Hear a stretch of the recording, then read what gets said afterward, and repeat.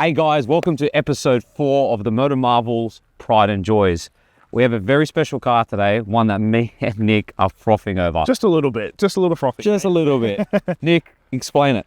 Look, we are very lucky here that we have a car that we have been allowed to, I guess, have a look at and understand a lot further on. And so this is a 993 911 Carrera RS, which is a Club Sport edition.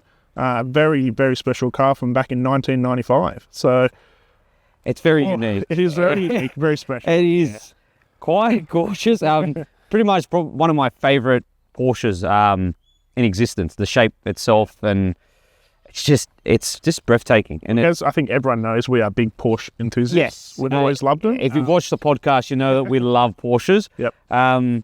This was a race car. It was, but wasn't initially. No. So the way they brought these in back in the day was you had to have a car that was road registerable. That was the only way they were allowed into the category, the only way they're allowed to race. So they brought them in with the ability to be road registered. And one thing they had to actually do was Porsche removed the roll cage out of this, which it came standard with, purely so that it could get registered here to only then put the roll cage back in. So it could go racing. Yeah. So pretty interesting history of this car was that, it was initially Peter Fitzgerald race car. Falcon. Yeah, the Falcon race car back in the day. And it did a lot of GT production racing back then. So you raced against your Bathurst, against your Evos, your WRXs, a whole bunch of different cars in that category. And it did pretty well, I would expect. And it's one of 11 Australian delivered. It was initially only 11 of them were delivered, a few more after that. Yeah. But they are very rare, very special car. So we have been extremely lucky here to have access to this car for you guys today. And we're going to, get into a little bit more as we go along to explain what it is and, the car When you itself. think about it, Nick, this kind of gave birth to the GT3. Yeah. Because the next that came was a 996 GT3, correct. and then the GT3 was born. Yep. So this is essentially that. Yep. In the 90s. The birthing the original of, and then look, went to the 996 GT3. Correct. Which I did was a bit of Cup car, which was Porsche Cup back in the day. Yep. And then from there, they actually brought in the GT3 Cup cars, which we know today in the Cup car series. This was pretty much just prior to all those, which then started pretty much the GT3 Cup car series. So, And this is air-cooled. The final air-cooled 911. Yeah. Before it was water-cooled. Yeah, look, and we've got 3.8 litre flat six in this thing. 6-speed manual. 300 horsepower. 300 horsepower. It is. It's just, it's a very, very nice car. And look, we were saying 300 horsepower, you go, in today's standards, but back then, 300 horsepower in this thing would have flown. Yeah. Like you would have been, up against a few fast cars, but this thing would have been an absolute weapon on the track. Apparently it's got a little bit more power. I'm sure it does. It's been modified a little bit. You'll hear that later on once we do a rev test on this, like we love to do with all our cars. Very cool car, very cool car. So look, I think, welcome to the episode, guys. Let's do a bit of a walk around. Yeah, let's do a bit of a walk around.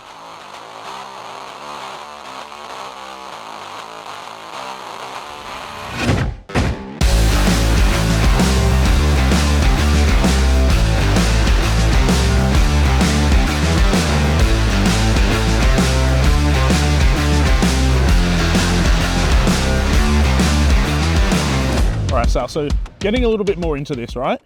This, as a club sport, actually, you pay more money for a lot less. Yes, of course.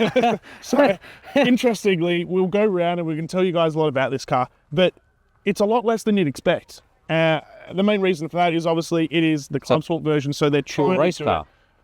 Yes. It's like, do you need air conditioning? Nope. Correct. Do you need a radio? Nope. No. And second of all, do you really want a radio when you have that in the rear? This is very true. You've got your own noise here being produced. Yeah. I think that's all you'd want to listen to. Exactly. So, and like you guys will be very lucky. We'll do a bit of that rev test we're talking about later, and it sounds phenomenal. So it is. There's only just over 50 right-hand drive to ever exist. Yep. So it is a very special car, Very which brings special. us on to the very large price tag of this car. Look, they're pretty much irreplaceable. This car is something that you will never be able to get. It's race heritage, the car it is, the way it was delivered, the right-hand driver, it all that combines, it is just an irreplaceable car. And so it's, Didn't one sell in the US for just over 800,000 USD? you might be right. So We're not saying it, but this might just be $1 million car. It could definitely be. It could definitely be, and I can see why. Like you said, you can't replace this at all. No. Especially the history of this car, like you were explaining at the start. Yeah. It's something... It's got race heritage. It raced at Bathurst. It was a car that people will recognise. I reckon it was probably the most recognisable Porsche in production series if you, like Australia-wide. If you saw and showed this car in its livery to people, it would definitely be the most recognisable, for sure. It's beautiful, Nick. Yeah. Look at this wing. I love the wing. Yeah. The wing's sick. Yeah, it is. The wing is awesome.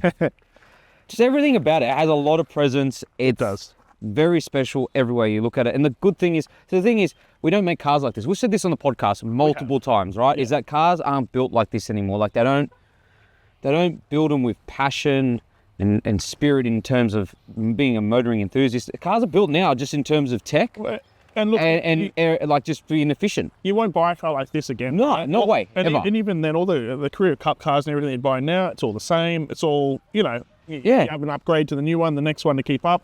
But this is unique. This is a car that gave you that sense of difference. And it's raw. Oh, 100%. There's nothing to this. You can't get a more raw car than this. That's what the beauty of it is. Like I know the new GT3 RS has all the crazy aeros, the adjustments and all that. But surely it's faster, but is it as engaging? Does it have the soul of this? This has just got so much more, and I love everything about it.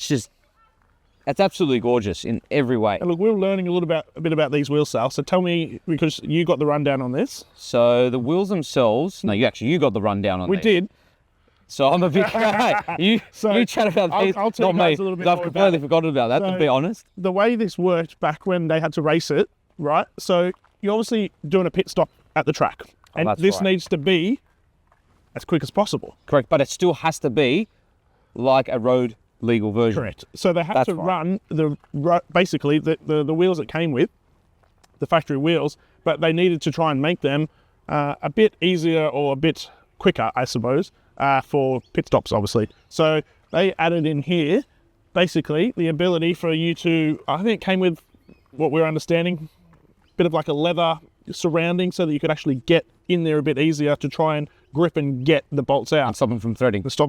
But I still think it's a risky one. It's a risky one. I still reckon you might have a few threading problems. So, look, these little things are, again, what make this car unique and special. And very special. It's different to what you'd expect. But back in the day, this was, you're talking a car from 1995. It's just... And look at it. It's just phenomenal. Yeah. But another thing I love about it is that the owner has driven this car. Yes. So a lot of cars like this, unfortunately, get chucked into a garage and forgotten about. They don't get to see the light of day. They don't get put on camera for you guys to see, and you never know they exist. Where this goes to the track, goes to the shops, and you can see it throughout the paint. There's a bit of wear, and that's good. That's a good thing. It means the car still lives and still gets to go. You know what I mean? It's a shame most cars like this, which are being built to be driven, just sit in a garage. Yep. And I think this car obviously is something you'd want to drive. Of course you would. If I owned this, I would be definitely taking to the shops, although maybe it's a little bit uncomfortable or not quite as comfortable as some, but I still think I would do it. Well, the owner did tell us that he has made it a bit more livable. Well, look, it was a race car. Yes. It raced at Bathurst. It competed with some of the great names back in the day around that track, and it's now a car in this form that you can take to the shops. Yeah. That's amazing. That is amazing. So, look, we'll be able to go into the inside a little further as well because... There's much in there. There's not a lot, so that might be a little bit of a quick part of this podcast. But at the end of the day, that's... Podcast, you mean review, mate? I do. Try and enjoy it. Thank you. Thanks for picking me up. But, yeah, we're going to go and check out the inside, but there isn't much to it. It's just... Yeah. It is what it is. And like Nick said, it's a race car, so there is no creature comforts. So there's no heated seats, no massage seats, none of that. No, I don't think you would have got that back in 90. No, I don't think actually you would have got that. But you don't even get aircon, right? You know the aircon you get on this? Where? Windows down. And in Bathurst on a 40-degree heat day, that'd kind of be crap. All right, let's get into this one-of-a-kind special Porsches. All right. Actually, that's actually not too bad. To be honest, I thought that would have been a lot worse. All right, so you got 4-point harnesses in here, obviously because it's a race car, but the owner has added in seatbelts, which is Really nice because it's easier to drive with day to day. But look at this thing. Look how special it is in here. The steering wheel, the seating position, everything. The dials, physical dials, unlike today. Manual gearbox, 6-speed. Everything in here is so raw and just... It's gorgeous. I'm in awe of this Porsche. I just love it. Look at the roll cage everywhere. Like everywhere you look is a roll cage. And it seems to be air conditioning. No, Sal, that's fresh air. Aircon, mate. I thought I got it wrong for a second. All right, so that's just to let air into the cabin. And as I said, no radio, nothing. Like the only thing is that engine at the rear is your radio. It's because it sounds absolutely phenomenal. That's why you don't need one. And Nick's going to run us through the engine right now. So let's go. All right, guys, just come over here and we'll give you a bit of a look here. But this engine here is initially a 3.6 litre that they've brought out to a 3.8. So it's running about 300 horsepower, which, look, doesn't sound like a lot in today's terms. But back then, this thing around the track would have been an absolute weapon. So phenomenal. The engineering of this thing, again, is just amazing. And look, I think, yeah, we're going to have a bit of a listen as well so you guys can hear it. But I think you will enjoy it just as much as we do. All right, guys, so the moment we have been waiting for, we are going to do a little bit of a sound test here and have a listen to this because I think, I don't know about you, but I'm very excited. Yes, yes. All right. All right.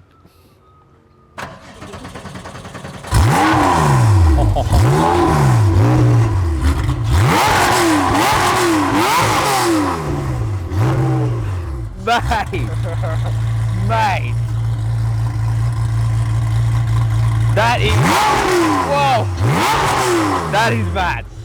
Very, very nice. All right, Sal, so wrapping up on this phenomenal car we've got here. Look, it is the last of the Carrera RSs.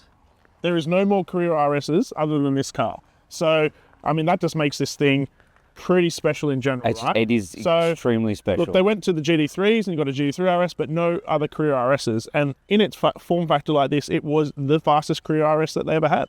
And just the way it sounds. Pretty amazing. Yeah. It's unlike anything like... Not even the new car, like Porsche sound like. No, they don't. That's just raw. Yeah. It's they just... sound great, yes, but this is different. This is just different. It's unique. It is, 100%. And I love this rear end. I love this wing. This wing is awesome. Look, good for the track, probably not so good for the road. But I beg to differ. I'd love to drive this daily. Like daily driving this. This is my dream to daily drive something like this. It's a bit stupid, but I don't care.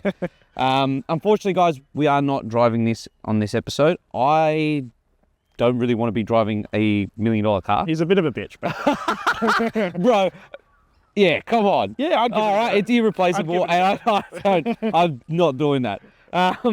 But other than that, guys, thanks for watching. Don't forget to like and subscribe, and we really do appreciate the owner for allowing us to film this and share it with you guys. Thanks, guys. Hope you enjoyed it.